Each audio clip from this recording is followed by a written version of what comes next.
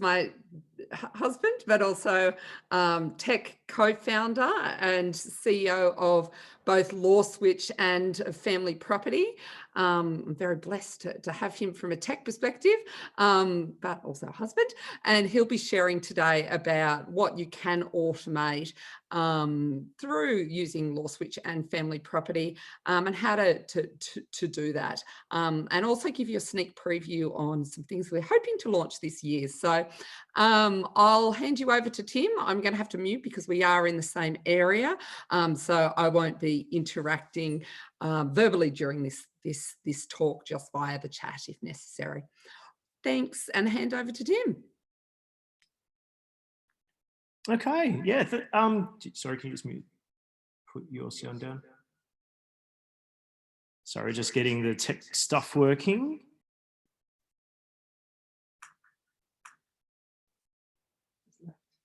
Okay, so I'm just going to take a little bit of time talking really practically about some aspects of your firm that you're probably considering, and that is around software, and specifically around automation and the kinds of things that you might be looking to automate in your firm as you get started in there with it. So what I'm going to do is really just quickly bring up a couple of slides and then launch into some really practical examples for you. So just bring that up there. Okay, so the first question, I guess, in terms of when people think about bringing in technology into their law firms and automating things is how to actually get started. What should I consider? And I've just highlighted 5 really quick points there on how to get started. And the first thing is to map your firm's processes. So sit down with a piece of paper or a whiteboard and just identify all of the things that you're going to be doing from the very start all the way through to the end. Once you've done that, you can probably then put a big circle or a big highlighter around the things where you want tech to help. So, you know, there's a whole lot of things that you do that you'll love, and there'll be probably other things that you may not love so much. You may want tech to help with all of those, and you might want to automate an entire set of those things. So that's where to start, is just identify where you want tech to help. The next thing to do is obviously to start researching vendors that can help you there. And I will say something, you know, you will probably be thinking of a practice management system. That's the first thing that you think of. There's lots of legal tech out there that can help you with some really great in-depth areas of your practice. You know, you've heard that old saying, that you know, it can be challenging being a generalist, and that also goes you know, with software as well. So look for those you know, on-point tech software that might be able to help you as well. Ask for a demo. You know, sit down with a vendor and say, I'm looking to automate this part of my business. You know, can you show me how your product will help me do that? And have a conversation with them, see it in action, see how it will either help you or automate that process. And then the last thing is invest in onboarding and training sessions. If you're setting up a new firm, your time is probably going to become quite stretched really quickly. And so if you invest in that onboarding and training process with the vendors, you will have a really great chance of hitting the ground running with what they've got to offer. So if they provide that, or even if they don't, ask for it, and just get that done out of the way really quickly, and bring your entire team in. So don't just be the only person with a subject matter expertise in that particular product software. Get everyone across it and really start from the ground running. So what can you automate? I've just brought up a bunch of things here on the screen, and there's probably a whole lot more things that you could put technology into across your business, but these include things like inquiries, scheduling meetings, time billing, invoicing, document collection and exchange and drafting, even contract review. You can throw AI tools at that now. Probably more family law specifically, intakes, balance sheets, things like property orders, court forms, collecting briefing information and documentation, parenting arrangements and parenting orders. These are all things that you can look to, at technology to help you with your job. And so what I'd like to do is just take a little bit of time just to show you how you could use well, obviously a software product like FamilyProperty to address a few of those. So I've highlighted a few of them in bold there on the screen, and I'm going to whiz through them quite quickly just to give you an indication of how you can use software in a particular at those particular points within your practice. Obviously, if you'd like to see more of Family Property, let Chanel know, or any of us. We'd love to do a demo. But the idea really is just to give you a bit of a taste of how you can bring software into the equation in running your business. So the first one that I'm going to show you right now really quickly is how you could look at automating or bringing tech into the inquiry process. And really what that is about is that first touch point somebody's going to have with your firm most likely will be on your website. Even if they do intend to call you, they're probably going to check you out online first. And what you want to do is you want to grab their attention and ideally start that engagement process. So Family Property has two ways that you can do that. The first is through an intake chatbot, which I've just opened up on this example law firm's website, floating down the bottom right-hand corner, just asking if it can help. As you can see, it just introduces the firm, and then I can click I'm ready, and then it's going to start engaging with me in a conversation that starts very general. What's your inquiry related to? I'm going to say family law matter, and then it's going to capture the essential information about me. So what is my current relationship status? I could say divorced. And then the next question is there any parenting issues? And I could say yes to that. So as you can see, just basic questions, but you're already starting to get an understanding of what this person's situation is like. Are there any financial issues such as assets we need to consider? Yes, I might answer yes again. What is your ex-partner's full name? And so I can, put that in, or of course, leave that blank. With the Family Property chatbot, it is fully customizable. So if you would prefer to word these questions a little bit differently, you can always jump in here and add in your own questions and reword them and really structure this conversation and the complete look and feel of the chatbot to reflect your firm's brand identity and approach. Asking for my email address and my phone number, which I can then put in. And then finally, how did you hear about us? Which is a really good question. I think that's come up a few times today in terms of asking where people found your firm, because if that is a channel that you need to tap into, this will give you that intelligence. And that's basically done. What this does is it will send them an email with more information about my firm. It's going to send me an email so I know that this inquiry has come through, and it's going to automatically set up a matter in Family Property so that I could then send them the intake questionnaire for them to start getting the information to me prior to the initial appointment. The other thing that you can do in Family Property, if you don't want to use something like a chatbot, is you can just connect up any link, any button on your website straight into the Family Property questionnaire, and it will automatically provide them with the ability to get started on that and create a matter for you. Like I've done with this button here, let's get started. Big obvious button. And what I want to do is I want to get that person in the door and start getting them invested in my process as fast as possible. So I've clicked the button and now I am straight into welcome, launch the questionnaire. So now I'm straight into the Family Property intake questionnaire, and I can complete this all the way through and then submit that. And then again, someone in your firm will receive an email letting you know that they've done that. And then you can get straight on the phone and start following them up.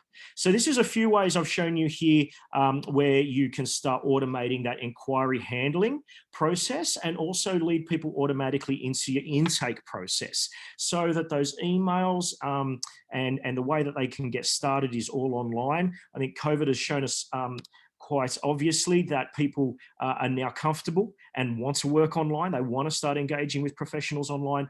And so that's the first thing that people will try and do is they want to engage with you online.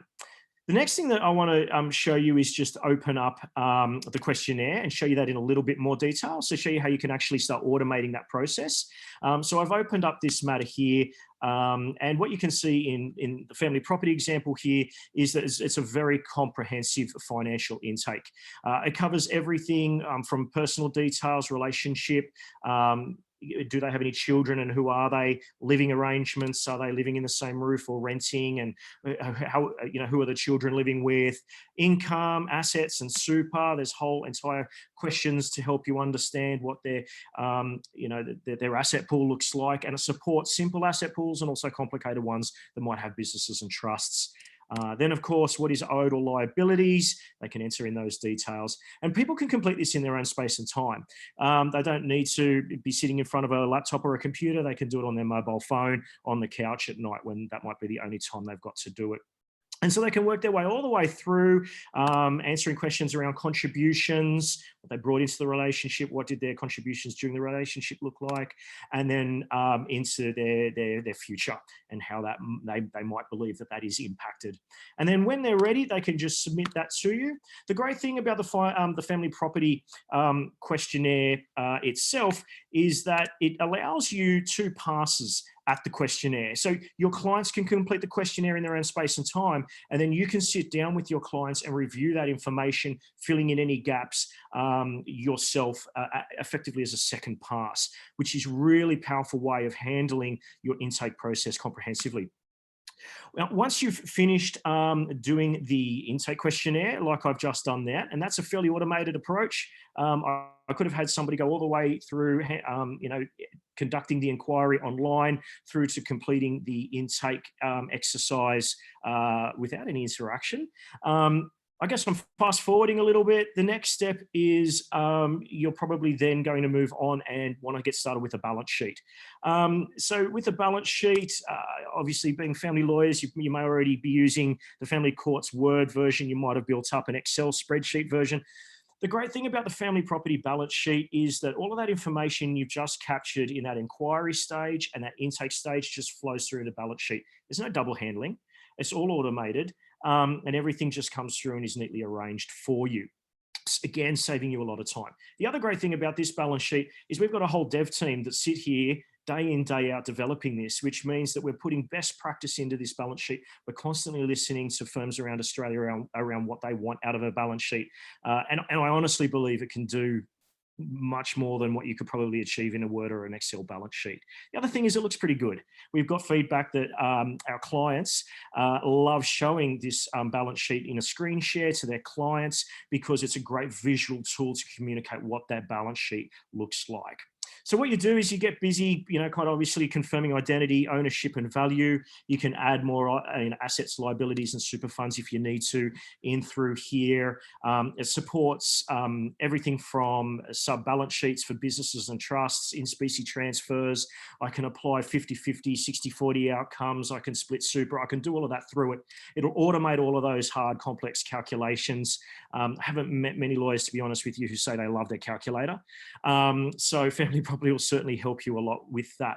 But what you can also do with family property is also work with your clients to help them understand what they want to do with their asset pool and help put together proposals and offers and just work through scenarios, what they can do and what they can't do. And then, of course, you can be working through that leadership role with them through the entire thing. And in family property, I can do that quite quickly. Once I've obviously locked in, the identity and ownership of the things in my balance sheet, what I can do then is look to the right-hand side, and then I can start to work with my client here, Alexander. I can start to work through what he may want to do with the asset pool. Sell the family home. He wants to keep his shares in Telstra. So I'm just dragging the item into his column. He wants to keep his BMW and his antique stamp and coin collection. Sophia's got 2 assets here, and he's happy for Sophia to retain her investment unit and her Toyota Camry. There's a mortgage which he'd like to discharge that, obviously, because they're looking to sell the family home. He's got a Visa card which he'll keep that debt, and for simplicity's sake, let's say they want to both retain their own super. And so just by moving sliders, Alexander here can see visually, right, I'm on the left, they're on the right, whatever's in the middle we're going to sell or discharge or get rid of. And it's a very visual way of representing exactly what we're going to do with each of these items. And if I come down the bottom there, I can see exactly what that outcome looks like. What I could then do is give some advice to Alexander because of, the investment property that he brought in at the beginning of the relationship and a few other contributions during the relationship. We may actually want to have a look at what a 55-45% outcome looks like.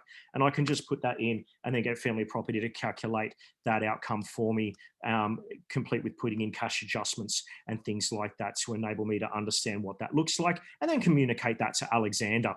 Of course, part of the automation process is getting this information out of the screen. As I highlighted earlier on in my slide deck is part of the job is to get this information into documents. I can convert this into a balance sheet, into a proposal document. But what I can also do is put all of this information, my balance sheet and everything I've collected, into court forms. For instance, I could put this information into a draft financial statement. This is a Microsoft Word version, so you can then continue to build that out in Microsoft Word. And I could also, at a click of a button, convert this into, say, consent orders, legally drafted consent orders automatically, and also the draft application for consent orders. So these are the court forms here, and I can click a button. It will automatically convert all of that information you see on the screen and populate it into the court form for me, which obviously is a great time saver and a really powerful automation step for you. Again, it's about just giving you and saving you some time, and then enabling you to then get in there and then review that yourself as the lawyer. So as you can see here, hopefully you can see that there on my screen, it's populated all of the key information about the parties, investment banker, all that information's gone in there, dates of birth, dates of the relationship, and of course further down where it's important is that it's done all the hard work around income, child support, all of that's covered and gone in, but obviously the property and the motor vehicles and everything has gone in there, making sure that it's all documented with all the totals included. So obviously this is a rough example, but I just wanted to show you how you can use FamilyProperty to automate parts of obviously your balance sheet, and then with a click of a button, converting that into a whole variety of documents. The great thing about the balance sheet as well, just as an aside, is that it does allow you as well to start managing disclosure. For each of these line items on my balance sheet, I can click on that and go to an attachments tab. I can ask my clients to start uploading documents to me when it comes to their duty of disclosure, valuations, bank statements, and all these kind of things. I can automate a bunch of that through FamilyProperty too, and I can upload additional documents myself. I can review them and then disclose them straight to the other side, all through the balance sheet. So I know I've covered a lot. I just wanted to show you some of the really high-level ways that you can bring technology into your new firm to be able to automate things like inquiries, intake, building up balance sheets, generating and populating court forms, and then working with them in Microsoft Word. One thing that we are working hard on this year, as you've seen at the moment, our focus has really been on financial aspects of parenting, of property matters, I should say, of family law matters. But we are in the process of rolling out an entire parenting side to our product. That will include a whole new set of additional questions that you can ask in the intake questionnaire. That will include assessments, including things around, where your client is at now, details of if they've seen any lawyers, of current court cases, and also assessments such as domestic violence assessments. And then a whole section around parenting as well. What current parenting orders are in place? What kind of parenting arrangements are in place? And so this will be 5 new sections that you can include in the intake questionnaire to get a really complete 360-degree view of somebody's family matter. But what you'll also be able to do is not only just collect that information for your own review, but you will be able to then bring that information into an interactive calendar so that you can start working with your clients around putting together parenting plans and parenting orders, which will then, just like you saw with the balance sheet, be generated at a click of a button into Microsoft Word documents. So again, saving you a lot of time.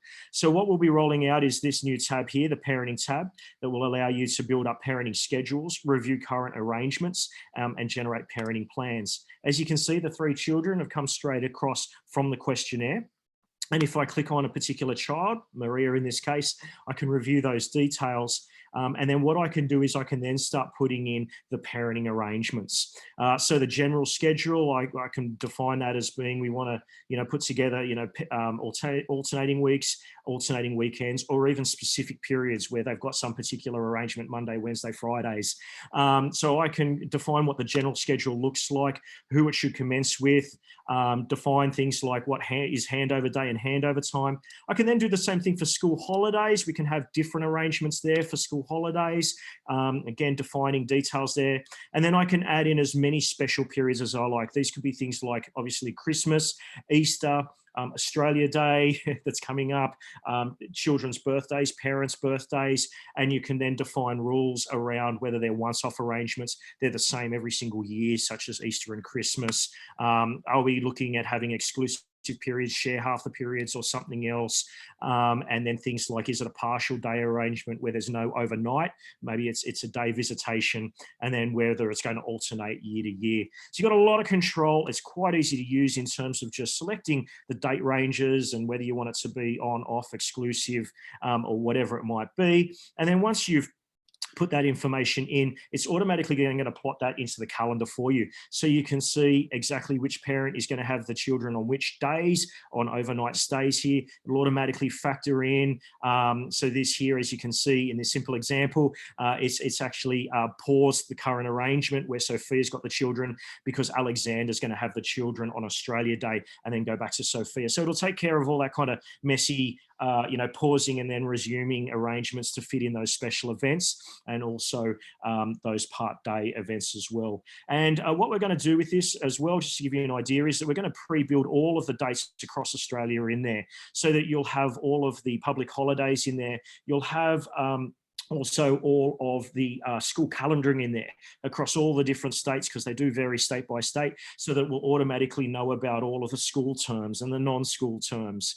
And we will probably be plotting them out over a multi-year period so that you can fast forward through the calendar and you can see how that's going to play out not only this year, but next year and the year after. And you can fine tune those arrangements and then have that converted into a parenting plan at a click of a button. You'll also be able to review this in a monthly calendar and a fortnightly calendar if you kind of want to, kind of depending on the view that you like. And you'll also be able to have either the same arrangement for every child, which is what I've currently got there, or if you need to, you can click this button and then define specific arrangements for every single individual child if you need to have different parenting arrangements per child. So it'll support that too. So I did just want to give you a real quick sneak peek at something that is coming in Q1 in Family Property this year around parenting, to really build that out so that you'll be able to have a full 360-degree platform at your disposal for running your family property matters. I know I've covered a lot. I don't think I've stopped for breath, so I might do that now and just see if anybody's got any questions. And of course, feedback. If you've got any feedback, feel free to let us know what you think of the calendar. Obviously, that's quite new. You're the first to see it, or anything else really. Tim, there is a question, can we tailor the client questionnaire? What you can do with the client questionnaire is you can tailor the sections that you want your client to complete. So for instance, some lawyers I know leave out the questions around contributions and future needs factors, because they would prefer to work through those kind of concepts with their client instead of having their clients trying to figure that out by themselves. So you can include or omit sections in the questionnaire, but the questions themselves are built in such a way that we've got a lot of feedback from a lot of lawyers around the exact questions that people want. And that information then, as you can see, then flows through into every other step in family property: balance sheets, court forms, parenting plans, and a whole lot. And you can send it more than once. So back when I was still doing family law work, back when I was still doing family law work and I was using family property, I would only ask about half of those questions before the initial consultation, so it was less overwhelming for the client, but it was enough information for me to give them a meaningful initial consult and make them feel heard. And then I would send them the balance of the questions. So yeah, you can't rewrite an individual question, but you can change the way in which you send or share the information. For ESL, English second language clients, a lot of our users actually sit down with the person and they verbally ask the questions, but they put the answers into the questionnaire because then they get the benefit of all the automation. And so instead of handwriting a file note, they just type straight into the program. So there's lots of different ways you can use it. A few other tips there. I did start the conversation around automation, obviously then deep dived into family property. But obviously our friends at Smokeball, when it comes to practice management systems, we do have an integration with them. So you can open up family property in your Smokeball environment. So yeah, they're worth a look at if you are at the point where you are reviewing practice management system software. Would also recommend having a look at other platforms. Generalistic platforms can also help. Obviously, there's a lot of software built for lawyers and law firms, but a lot of the general platforms are really fantastic for legal as well. Things like Zapier, if you've got information in 2 or 3 different systems and you want to move that information across from one to another, Zapier is a fantastic platform that helps you move information from one system to another. We use HubSpot if you're interested in, filling that gap right at the very start when we're talking about, prospects into leads and marketing. If you're looking at a really good platform there to help you with your emails and your advertising, then I would personally recommend HubSpot is worth a look at. Their platform is very comprehensive. Even MailChimp is a really, really simple and easy way to get started if you just want something free and you're just looking to send out emails. So there's lots of different things that you can try that will help you automate. That's just a few recommendations. Obviously, LawSwitch is another one of our companies that can help you with things like booking pages, meeting scheduling, document automation, and that is quite a generalistic platform as well. Might just see, I think I've got a couple more minutes. If there's any other questions that you might have around automation, how to interrogate vendors, family property, or anything like that.